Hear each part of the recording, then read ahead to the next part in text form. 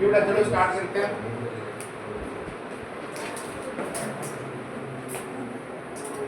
देखो हमने जितने भी कॉन्सेप्ट था चैप्टर के सारे हमने देख लिए, ठीक है। अब हमारा बस वर्ड प्रॉब्लम बचा हुआ है, ठीक है। सारे कॉन्सेप्ट हमने प्रैक्टिस करा जितना था अच्छे से। वर्ड प्रॉब्लम में कुछ नहीं है, समझो। देखो linear equation in two variable में हमने देखा था भाई वर्ड प्रॉब्लम को एक्स और वाई के फॉर्म में लिख के सॉल्व कर देते हैं। लेकिन अगर मैं क्वाड्रेटिक की बात करूं तो क्वाड्रेटिक का सिर्फ एक ही वेरिएबल होता है। अगर मैं क्वाड्रेटिक की बात करूं यहाँ पर बस एक ही वेरिएबल होता है, जैसे कि x square plus b x plus सी।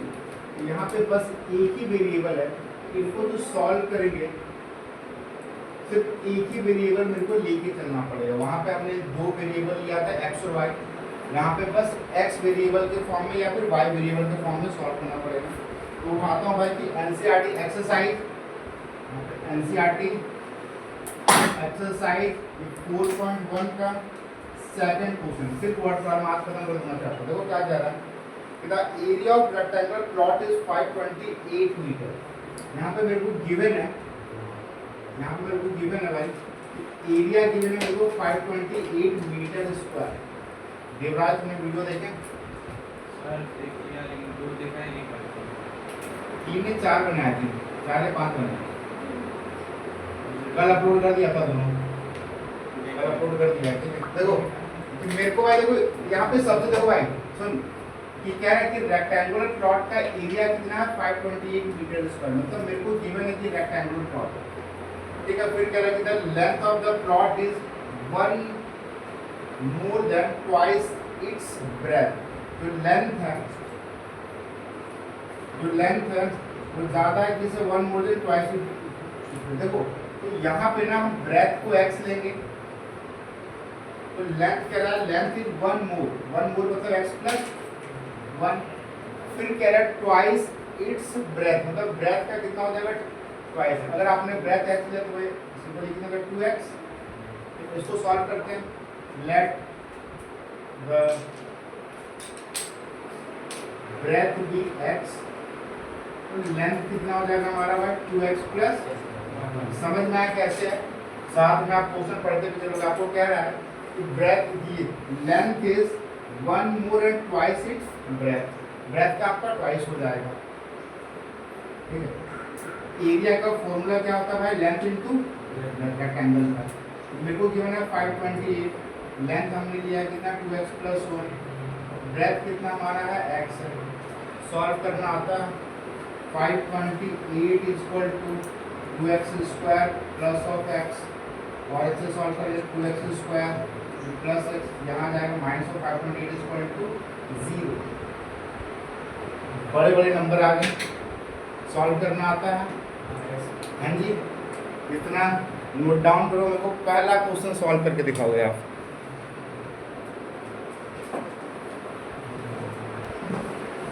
बेटा स्टार्ट करते। देखो जब आप इस नंबर का फैक्टराइजेशन करोगे ना तो देखो सबसे पहले तो आपको रूल पता है ट्रिग्नोमेट्री का, इन दोनों को मल्टीप्लाई करा 1056 आएगा, ठीक है। अब मिडिल टर्म को ऐसे स्प्लिट करना है, फिर इसको मल्टीप्लाई करके 1056 आ जाए और प्लस माइनस करके मेरे को x चाहिए, ठीक है। तो इसलिए हमने क्या करा, जो भी हमने ऐसे दे दो ये सब को चेक करते हैं। 2 4 4 8 6 6 32 और 11 2 3 कितना है 33, 32 और 33। जब इन दोनों को माइनस करोगे तो भाई कितना आएगा आपका 1 आएगा। मेरे को 1 ही चाहिए, 1x चाहिए, तो यहाँ कितना हो जाएगा हमारा, यहाँ पे 33 माइनस ऑफ कितना 30, ठीक है। अब सॉल्व करते हैं। यहाँ पे 2x square plus of 33x minus of 32x minus of 528 equal to 0। इन दोनों से कॉमन कुछ भी आ रहा है नहीं आ रहा, यहाँ से x लेंगे 2x प्लस ऑफ 33, जो नंबर यहाँ है सेम नंबर लिखते हैं 2x प्लस 33। इन दोनों को डिवाइड करेंगे तो आ जाएगा माइनस ऑफ 16, डिवाइड करेंगे तो माइनस 16 आएगा। तो बचे यहाँ पे x माइनस 16 और 2x प्लस 33। सॉल्व करेंगे यहाँ से x की वैल्यू आ गई 16 और 2x प्लस 33 इक्वल टू 0। तो देखो 2x इक्वल टू माइनस 33। देखो भाई अब कभी भी लेंथ या ब्रेथ आपका नेगेटिव में तो नहीं होता ना, कभी लेंथ या ब्रेथ नेगेटिव में तो नहीं होता। देखो नीचे क्या देख रहा है, जब कभी भी लेंथ और ब्रेथ नेगेटिव में नहीं होता तो ये वाला टर्म आपका नहीं होएगा, सिर्फ कौन सा होएगा, हमारा ब्रेथ कितना हो गया 16 सेंटीमीटर। ठीक है, तो हमारा बेसिकली ब्रेथ हो गया 16 सेंटीमीटर। आपने लेंथ कितना मान के चला था, लेंथ इज इक्वल टू होता है 2x + 1 आपने लिया था, तो लेंथ लगेगा 2 × 16 + 1 32 + 1 कितना हो गया हमारा 33 मीटर। ये हमने लेंथ और ब्रेथ की वैल्यू निकाल ली। ठीक है, तो अब आते हैं क्वेश्चन नंबर, देख लो ये यहाँ पे दिया रहा है, वो दोनों आप घर पे देखना, ठीक है, समझ में आएगा।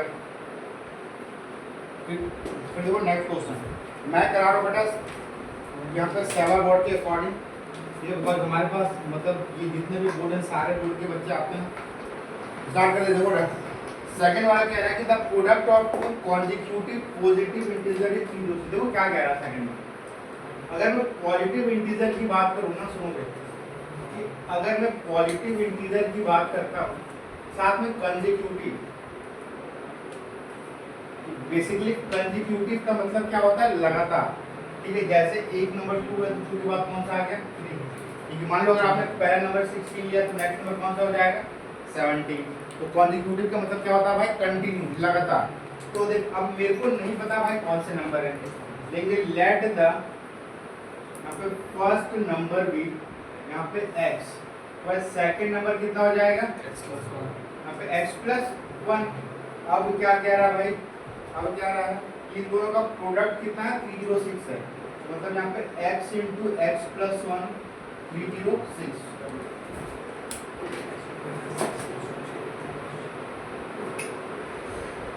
इन दोनों का प्रोडक्ट कितना हमारा यहाँ पे 306 है। ठीक है, तो प्रोडक्ट अगर 306 है तो मैं इनको सॉल्व करता हूँ, ये हो जाएगा हमारे यहाँ पे x² + x = 306 x² + x - 306 = 0। देखो अब इसका फैक्टर ना आसानी से हो जाएगा, बड़ा वाला है ना। देखो अगर यहाँ पे x² के कोफिशिएंट में कुछ भी हो ना वो मत कराओ। अब 306 का मैं ऐसे लेता हूँ, 2 से 250 जा 2 3 जा 3 5 जा 50 3 बन जा 3 17 3 जा फिर जब 9 9 जा 18। तो यहाँ पे मेरे को फैक्टर मिल गया यहाँ पे 18 और -17 x² + 18x - 17x - 306 = 0। यहाँ से x कॉमन लेंगे तो x + 18 यहाँ भी +18, दोनों को डिवाइड करूँगा -17 x - 17 और x + 18। यहाँ पे x की वैल्यू आ जाएगी 17, x की वैल्यू -18। ठीक है दोस्तों, तो मेरे को यहाँ पे पॉजिटिव इंटीजर मेंशन था, ये नेगेटिव वाला नंबर नहीं होगा। समझ में आ रहा है? ठीक है, देखो थर्ड क्वेश्चन, यहाँ पे थर्ड क्वेश्चन क्या कह रहा है, थर्ड क्वेश्चन कह रहा है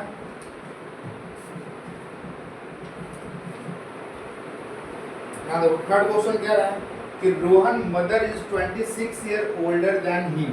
भाई देख, अगर कभी भी एजेस वाला सम आ जाए ना क्वालिटी में, तो जो भी घर का सबसे स्मॉलेस्ट या फिर यंगर मेंबर है हम उसकी एज को क्या लेते हैं, x लेते हैं। तो लेंगे let the present age of Rohan be कितना हो जाएगा भाई, यहाँ पे x। ठीक है, अब क्या रहा है कि ये Rohan mother is 26 year older than he, जो रोहन की मम्मी है उनसे कितनी बड़ी है भाई, 26 साल बड़ी है।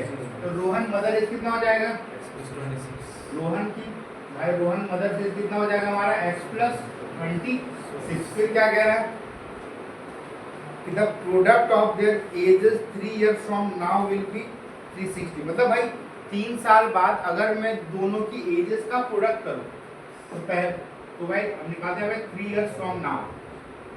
तो यहाँ 3 साल बाद रोहन की एज कितनी हो जाएगी, 3 साल बाद रोहन की एज कितनी हो जाएगी, x + 3 ऑब्वियस ही बात है। और रोहन की मदर की एज कितनी हो जाएगी,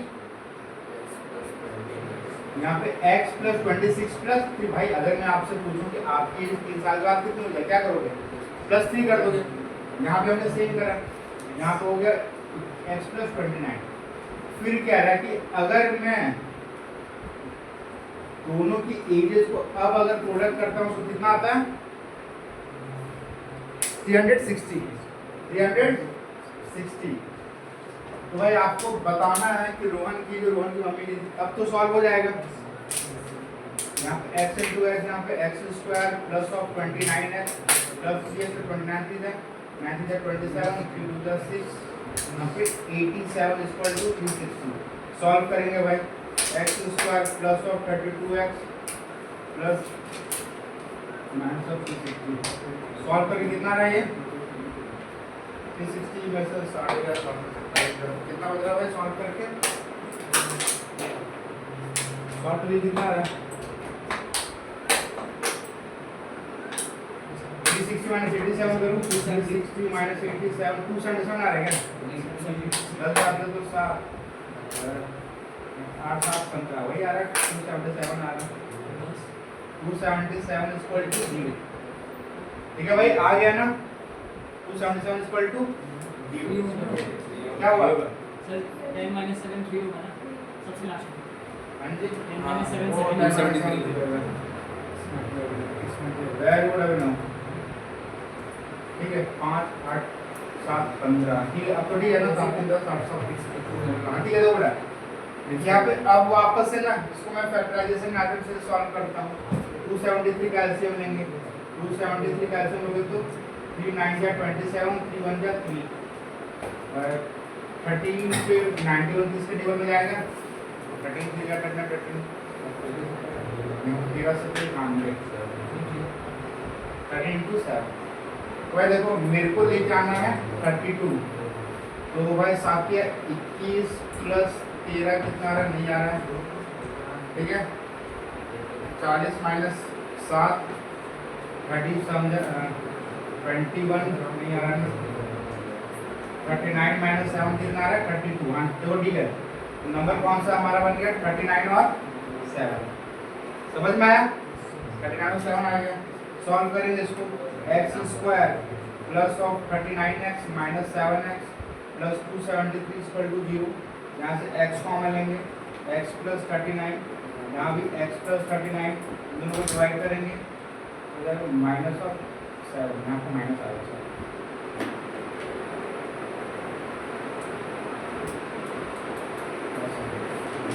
हो जाएगा यहाँ पे x माइनस 7 और x प्लस 39 सॉल्व करोगे x की वैल्यू आएगी 7 माइनस दो भाई अब कभी एज तो नेगेटिव में होता नहीं है तो पॉजिटिव वाला हम यहाँ पे मान के चलेंगे तो रोहन की एज कितनी हो जाएगी रोहन एज हो जाएगा 7 साल का और उसकी मम्मी कितनी हो जाएगी रोहन मदर की एज हो जाएगी 7 + 26 नहीं होगा हाँ जी अब यहाँ पे लिया ना पहले हाँ जी पहले वाले दे लेंगे क्या पहले वाले दे लेंगे पहले वाले में लेंगे दोनों में देखो सेम आंसर आएगा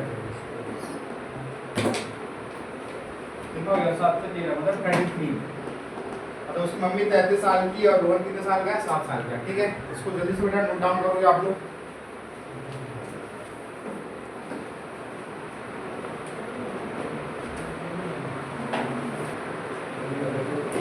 देखो बड़ा स्टार्ट कर देखो यहाँ पे देखो भाई क्वेश्चन नंबर 3 मतलब फोर्थ वाला इंपॉर्टेंट है ध्यान देना फोर्थ वाला सीबीएसई आपके एग्जाम में कई बार आ गया फोर्थ वाला कई बार पूछा गया सीबीएसई यहाँ देखो क्या कह रहा है a train travel at distance of यहाँ पे 400 kilometre at a uniform speed मतलब मेरे को गिवन है भाई कि डिस्टेंस कितना ट्रैवल कर रही है ट्रेन है जो 480 किलोमीटर ट्रैवल कर रही है और स्पीड इसकी यूनिफॉर्म है तो स्टॉप राइटिंग ठीक है तो यहाँ पे क्या लेंगे स्पीड को x लेंगे let the speed of train भी यहाँ पे x किलोमीटर पर आवर ठीक है फिर कह रहा है with the speed had been यहाँ पे 8 किलोमीटर पर आवर लेस अगर उसकी स्पीड यहाँ पे 8 घंटे कम होती तो ट्रेन भाई 3 घंटे ज्यादा लेता है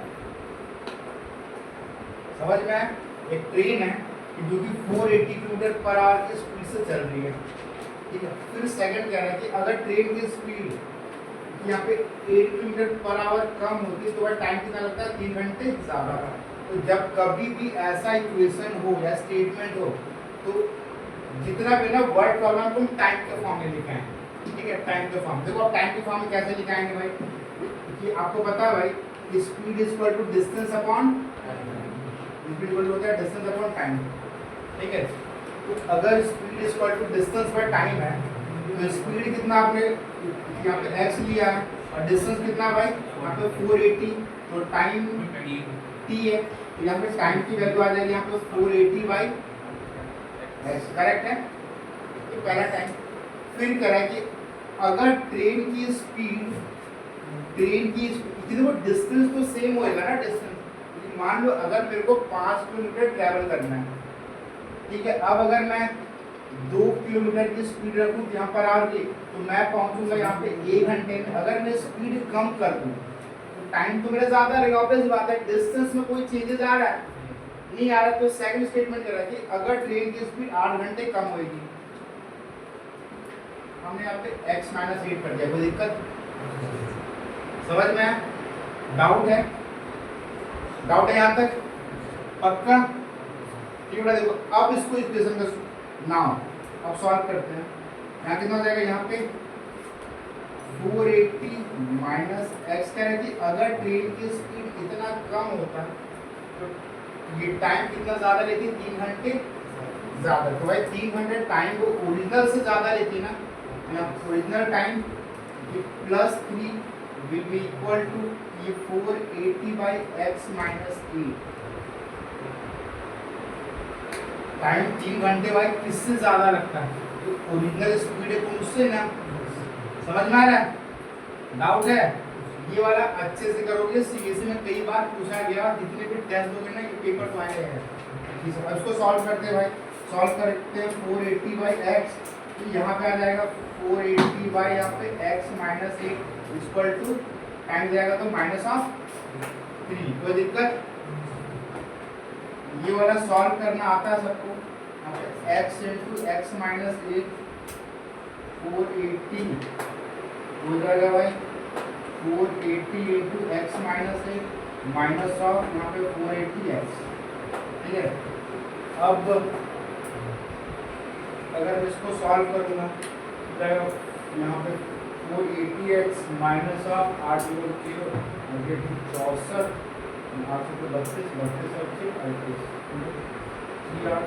38 minus of 480 x divided by solve करें यहाँ पे x square minus of 8x और इक्वल टू माइनस ऑफ 3 है, इक्वल टू माइनस ऑफ 3 है। हो जाएगा 480x, देखो ये प्लस माइनस कर दिया, आ जाएगा minus 3x 40 minus of 3 x square minus of 8x minus 3 40 minus 3x square minus minus plus 24 of x, सबको इधर निकालते हैं तो 3x स्क्वायर प्लस नहीं ये माइनस में आ जाएगा यहाँ पे minus of 24x minus of 3840। ये देखो अगर चेक करोगे ना तो सब में 3 कॉमन आ रहा है, मैं 3 कॉमन निकालता हूँ। 3 कॉमन लेंगे तो यहाँ पे x square minus of 8x आ जाएगा 3 1 जा 3 3 2 जा 6 2 3 जा 24 इक्वल टू 0। बच गया हमारे यहाँ पे x square minus of 8x minus of 1 2। देखो अगर एक्स स्क्वायर का कोफिशिएंट 1 है तो जो मैंने ट्रिक बताया था वहाँ से सॉल्व कर सकते हो, या फिर अगर फैक्टराइजेशन आपको आसान लग रहा है तो फैक्टराइजेशन से करोगे। 1 2 इंटू का एलसीएम लेंगे 2 6 जा 12 2 4 जा 8 0 2 3 जा 2 जा 4 2 जा 2 6 जा 12 2 से 80 2 से 40 बहुत लंबा जाएगा। इस मैथड में बहुत लंबा है, मैं निकालता हूँ डायरेक्टली। सम ऑफ जो कितना होता है minus of dy minus b मतलब कितना हो गया यहाँ पे 3/1 कितना कितना आ जाएगा 4 तो p plus 4 p minus 4 equal to कितना हो जाएगा 1 2 3 माइनस ऑफ 1 2 0, ठीक है। p square minus of 16 equal to minus of 1 2 0 तो p square equal to minus 1 2 0 minus of plus 16, ठीक है। तो p स्क्वायर इक्वल टू 6 8 1 9 1 2 9 से भाई किसका स्क्वायर होता है 1 2 9 से यहाँ किसका स्क्वायर होता है प्रैक्टिकल ऑल्सो 400 का 1 2 9 से भाई किसका स्क्वायर होता है 1 2 9 6 1 2 9 6 इसका स्क्वायर होता है। अरे भाई यहाँ पे माइनस करना है ना, इसको माइनस करेंगे ना 10 से 6 का तो 10 से 6 का तो 1 2 7 किया तो 6 1 into 6 4 1 to 6 4 इसको कंप्यूट करो 625 1 to 6 4 का होता है 1 into 6 4 का अगर स्क्वायर करूंगा 8 इधर 9 3 6 4 6 लास्ट में 4 है तो यहाँ पे 34 का अपना काम किया है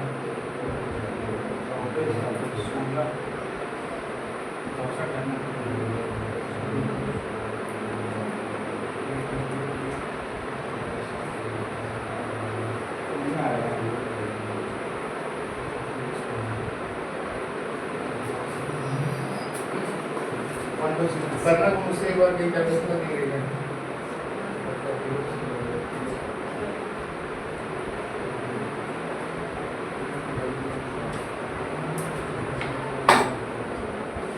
तो यहाँ पे हमने गलत करा ना हमने कॉमन ने यहाँ पे मैंने गलती करी कॉमन देखो यहाँ पे कॉमन निकालेगा 3 1 जा 3 1 3 2 जा 6 सही तो था 1 to 80 हो जाएगा ना गलती कहाँ कर रहा है भाई जी 1 to 80 इसे एक बार उस मेथड से कर दो 1 to 80 को इसमें कितना आ रहा है 24x है ना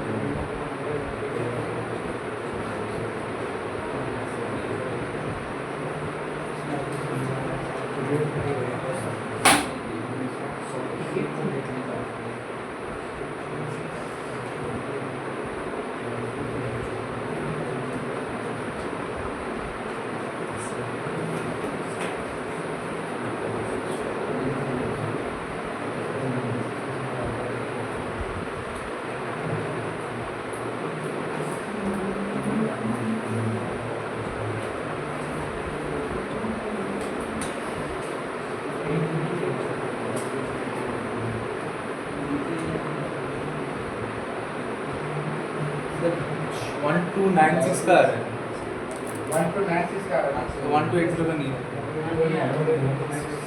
36 आ रहा है 36 है तो माइनस साइन नहीं आएगा शायद बस नंबर से इंटू होगा आ गया 4 4 में 16 17 32 40 और 32 आ रहा है 40 और 32 आ रहा है 40 और 32 आ रहा है यहाँ पे -40 और 32 सेम आएगा -40 और देखो और इसका एलसीएम लिया 45 का छोड़ दिया 4 4 4 दिया 8 8 6 6 दिया 32 और 40 32 कितना होता है 8 तो दोनों को मल्टीप्लाई करोगे तो 1 to 80 आएगा ठीक है सॉल्व करते हैं यहाँ पे x² -40x + 32x -x का हो जाएगा x -40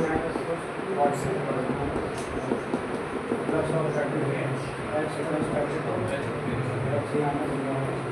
x की वैल्यू आ गई 40 ठीक है देखो अब हमारा कितना निकल गया स्पीड कितना निकल गया 40 किलोमीटर पर समझ में आया स्पीड कभी नेगेटिव में निकलेगा नहीं तो इसकी वैल्यू में निकाला है हमने एक्चुअली यहाँ पे -32 समझ में आया इसको नोट डाउन करो जल्दी से ये हमारा 4.1 हो गया बेटा खत्म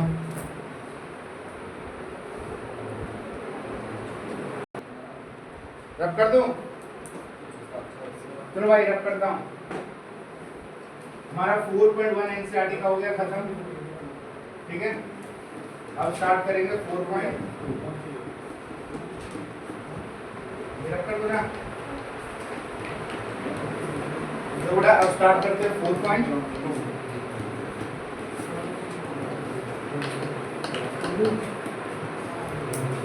साइज 4.2 हो गया 4.2 का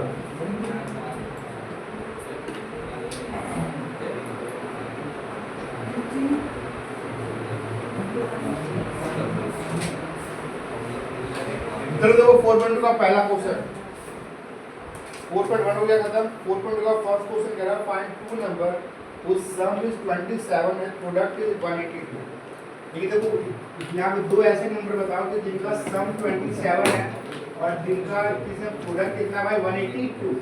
तो देखो वर्ड प्रॉब्लम में क्या करेंगे भाई, सुन लो क्या कह रहा है कि भाई ऐसे दो नंबर बताओ जिनका सम 27 है और दोनों का प्रोडक्ट कितना 182। तो देख मेरे को नहीं पता कौन सा नंबर है 9।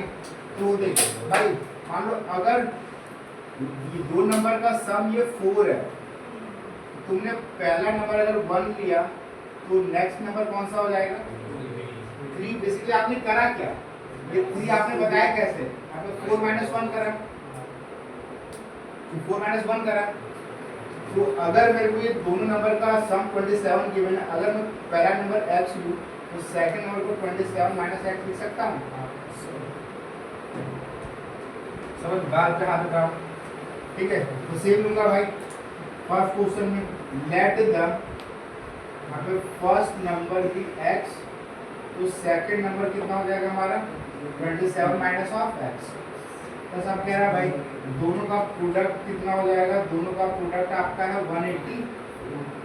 सॉल्व करेंगे इसको, हो जाएगा 27x - x² = 182।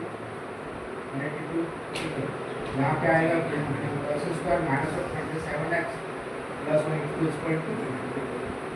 ठीक है, अब इसका लो 182 तो सिंपल है, 182 का 2 से 9 जा 9 जा 18 37 जा 9 7 तो जब यहाँ पे 14 और 14 और प्लस 30 14 प्लस 30 आएगा -40 - 30 x² - 14x - 13x प्लस 182 = 0।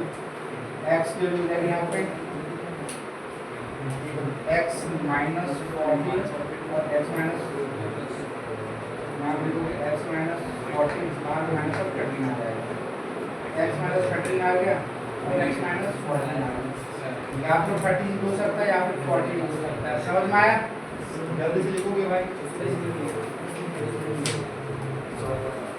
ये वाला पार्ट रख कर दो, इसको ये पार्ट रख करो, लास्ट के 3 लेंगे। जल्दी लिखो जल्दी लिखो जल्दी।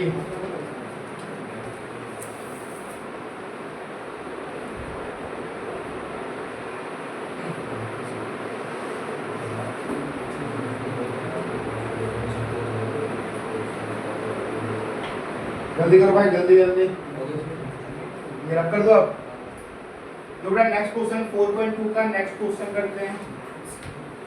4.2 का नेक्स्ट क्वेश्चन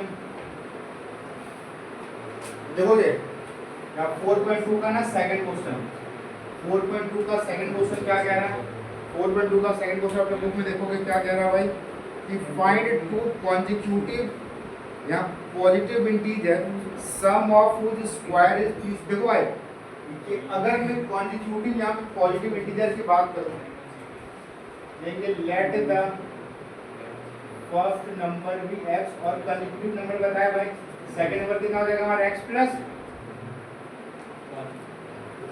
1। फिर कह रहा है कि अगर मैं इनका सम का स्क्वायर करूं, सम का अगर मैं स्क्वायर करता हूं तो भाई फिर हमारा कितना कितना सम ऑफ व्हिच स्क्वायर इज 365। अगर मैं स्क्वायर करके इनको सम करूं हमारा कितना आ रहा है 365 आ रहा है। ठीक है, फिर अब इसको सॉल्व करूंगा, यहाँ पे x² और यहाँ पे a + b का होल स्क्वायर सॉल्व करना आता है, यहाँ पे a² + b² + 2ab = 365। ठीक है, सॉल्व करेंगे 2x² ये +2x + 1 - 365 = 0। हो जाएगा भाई 2x² + 2x - 364 -364 = 0। ठीक है, यहाँ पे 2 कॉमन लेते हैं, x² + x 1 या 2 2 या 62 या 4 = 0। ये यहाँ पे 0 हो जाएगा भाई, x² + x - 2 = 0। इसको फैक्टर करेंगे 182 का, तो 1 2 का तो फैक्टर तो यही है, तो 7 = 40 और 40 - 13 हो जाएगा, इस 40 - 13 हो जाएगा, बैठ यहाँ तो कर ही सकता है 40 - 13 x² + 14x - 13x - 182 = 0। यहाँ से x कॉमन लेंगे, x + 14 यहाँ पे x + 14 - तो ये चीज़ तो करना आता है ना सबको, बस तो ये पार्ट एक्सप्लेन कर रहा हूँ मैं, सॉल्विंग वाला पार्ट आपको समझाऊंगा। ठीक है, ये पहले बता रहा था x माइनस 30 और जो भी हमारे यहाँ पे x प्लस 14 सॉल्व करोगे x इक्वल टू 13 आ जाएगा, x equal to minus of 14। समझ में आया? अब देखो थर्ड नंबर क्या कह रहा है? थर्ड नंबर कह रहा है the altitude of right angle triangle is 7 metre less than its base. ठीक है, अच्छा देख राइट एंगल ट्रायंगल की बात करते हैं। तो राइट एंगल ट्रायंगल की अगर मैं बात करूं तो नीचे वाले को भाई राइट एंगल जिस पे बना होता है उसे बेस बोलते हैं, जो सीधी लाइन होती है उसे एल्टीट्यूड बोलते हैं। ठीक है, और जो लॉन्गेस्ट साइड होता है हम उसे क्या कहते हैं? आपका हाइपोटेन्यूज। ठीक है, देखो क्या बोल रहा है कि the altitude of right angle triangle is यहाँ पर 7 metre less than its base. जो एल्टीट्यूड है भाई बेस से कितना कम है? बेस से 7 कम है। तो अगर मैं बेस को x लूं तो एल्टीट्यूड कितना हो जाएगा? x minus 7। समझ में? राइट एंगल ट्रायंगल आपने पढ़ा है भाई, x स्क्वायर इक्वल क्या होता है? p square plus b square. तो p हमारा कितना है यहाँ पे? x माइनस 7 का स्क्वायर प्लस x का स्क्वायर हो जाएगा। खत्म। समझ में आ रहा है? डाउट है? और क्या कि हाइपोटेन्यूज हमारा कितना है? 13 सेंटीमीटर। तो मेरे को इसकी वैल्यू गिवन है 13। तो लेते हैं भाई let the base be x। तो एल्टीट्यूड कितना हो जाएगा भाई? एल्टीट्यूड हो जाएगा x माइनस 7। अब अकॉर्डिंग पूछना था यहाँ पे h square equal to p square plus b square होता है राइट एंगल ट्रायंगल के लिए। तो यहाँ पे h कितना भाई? 13 का स्क्वायर। आपने p निकाला, p कितना यहाँ पे? x माइनस 7 का स्क्वायर। बेस कितना है? x का स्क्वायर। सॉल्व करेंगे 13 का स्क्वायर तो 169 और यहाँ पे a माइनस b का होल स्क्वायर टूटेगा। यहाँ पे a स्क्वायर ये फिर यहाँ plus of b square minus of 2ab यहाँ पे 14x प्लस x स्क्वायर ऊपर। ठीक, अब सॉल्व करते हैं। 169 इक्वल टू x स्क्वायर कितना? 2x square minus of 14x plus of 49। इसको यहाँ लेके आता हूँ। 2x square minus 14x plus of 49 minus of 169 equal to 0। यहाँ से माइनस करेंगे x square minus of 14x minus of 140 120 equal to 0। वापस से 2 कॉमन आ रहा है सब में। x square minus 7x minus 60 ये 2 यहाँ से 0 हो जाएगा। x square minus 7x minus of 60 का एलसीएम लोगे तो कितना हो जाएगा? 60 का 20 15 2 60 आता है। हाँ जी, 15 4 जा 60 3 टाइम्स भी जाता 20 टेबल में ये आएगा 4 5 6 टाइम्स 60 के हिसाब से 2 से 30 2 से 50 तो ये 4 माइनस कितना ज़्यादा हो गया? 20 माइनस 7 नहीं आ रहा। इक्वेशन सही है ना हमारा? इक्वेशन सही है, चेक करो एक बार। 169 है ना? 169 b का स्क्वायर से होता है 49 minus 280 14x plus x square minus 1 से होता है माइनस 120 में 120 का 6 60 आ जाएगा 60 होगा 7 का आएगा 160 2 के बाद में 30 टाइम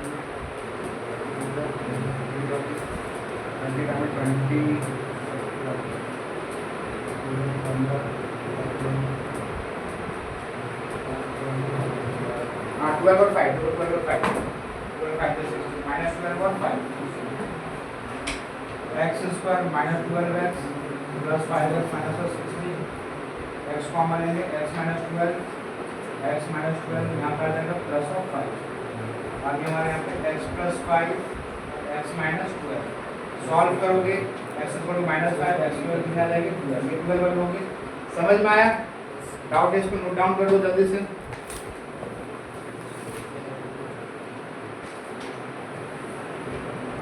देखो 4.2 का लास्ट क्वेश्चन, ये क्वेश्चन नंबर 6 देखोगे 6 वाला स्टेटमेंट कौन पढ़ेगा? जो आज पढ़ो 6 का स्टेटमेंट।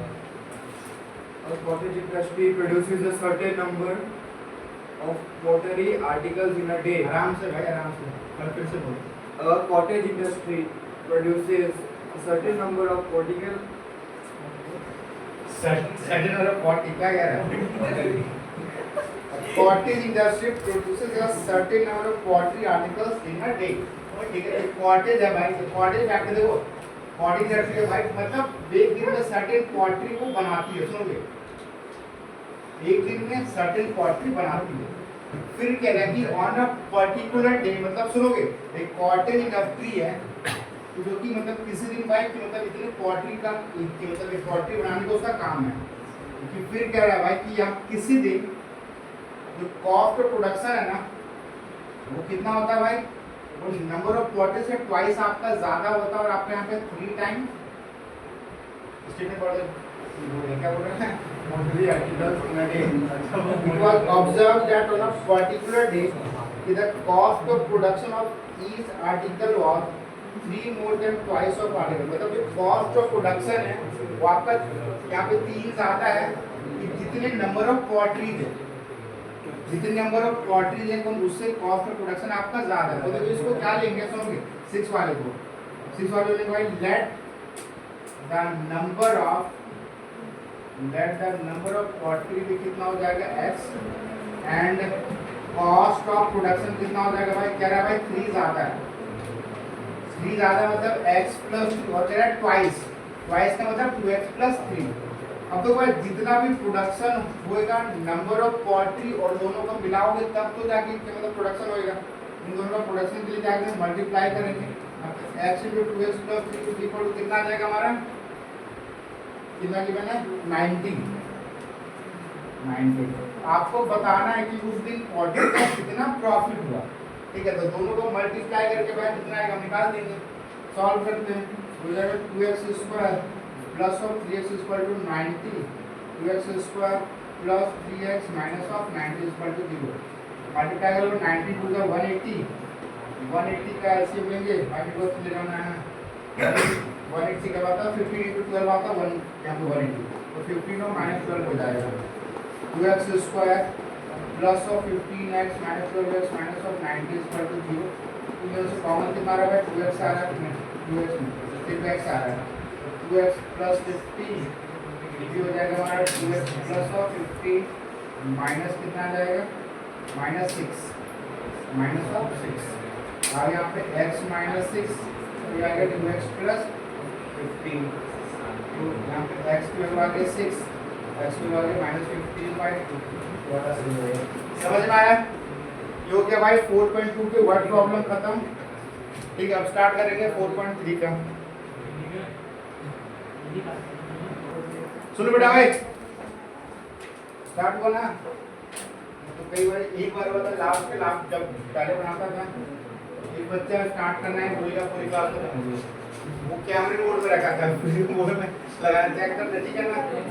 तो बेटा अब करते हैं एक्सरसाइज 4.3, सुनोगे, सुन लो, लास्ट है एनसीईआरटी का एक्सरसाइज 4.3, ठीक, और इसके बाद करेंगे जितने भी बोर्ड में पेपर पूछा जाता है वो करेंगे, ठीक है। देखो सीबीएसई का देखो पहला क्वेश्चन क्या कह रहा है, फिर वर्ड प्रॉब्लम कर रहे हैं तो वर्ड प्रॉब्लम पे करेंगे। क्वेश्चन नंबर 3, यहाँ पे 3 क्या रहा है कि it is possible to design a rectangular mango grove with length is twice its breadth. देखो क्या कह रहा है, डजंट मैटर, फिर कितना पता है मेरे को, लेंथ जो इसका ब्रेथ कितना है, ट्वाइस है, तो देखो भाई लेट द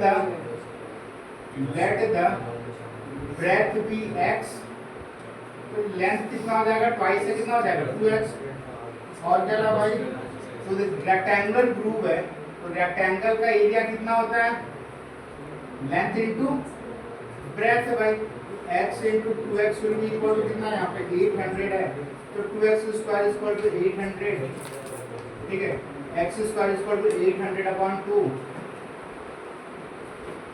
काट के 400, तो जब x² का आ गया स्क्वायर का तो अंडर रूट ऑफ 400 साथ में प्लस माइनस x वैल्यू +20 और -20।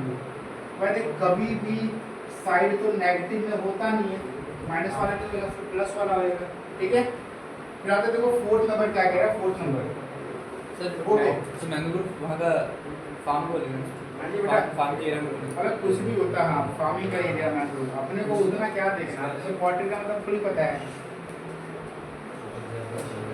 देखो क्या कह रहा है, possible to design a rectangular park, नहीं देखो फोर्थ वाला क्या बोल रहा है कि the sum of the ages of two friends. सुनो भाई, दो फ्रेंड हैं तो दोनों के एजेस का सम कितना है यहाँ पे 20 ईयर है।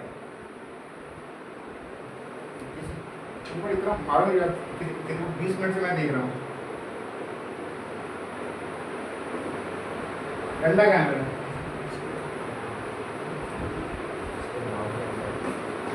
The sum of ages of two friends भी कितना 20। दो एजेस का सम मेरे को गिवन है 20। तो मान लो अगर पहला फ्रेंड का एज x लिया है तो सेकंड का एज कितना हो जाएगा 20 माइनस। ठीक है, सेम कॉन्सेप्ट इससे पहले बताया था। लेकिन let the age of first friend भी तो सेकंड फ्रेंड का एज कितना हो जाएगा भाई 20 माइनस। ठीक है, फिर कह रहा है कि 4 ईयर अगो 4 साल पहले, तो 4 साल पहले भाई पहले फ्रेंड की एज कितनी होगी? बोल 4 साल पहले पहले वाले फ्रेंड की एज कितनी होगी? x minus 4। और यहाँ पे सेकंड फ्रेंड की एज कितनी हो जाएगी 20 माइनस x माइनस 4 सॉल्व करोगे तो माइनस x और यहाँ प्लस कितना आ जाएगा 16। कोई दिक्कत? फिर क्या रहा है कि the product of their edges was यहाँ पे 48। दोनों के एजेस का प्रोडक्ट कितना था भाई 48। अब इसको सॉल्व कर लोगे फोर्थ, और देखो फोर्थ मैंने यहाँ तक करा दिया है, इससे ज़्यादा नहीं कराऊंगा। हमारा एनसीईआरटी सारा हो गया खत्म। ठीक है, जल्दी से नोट डाउन करो।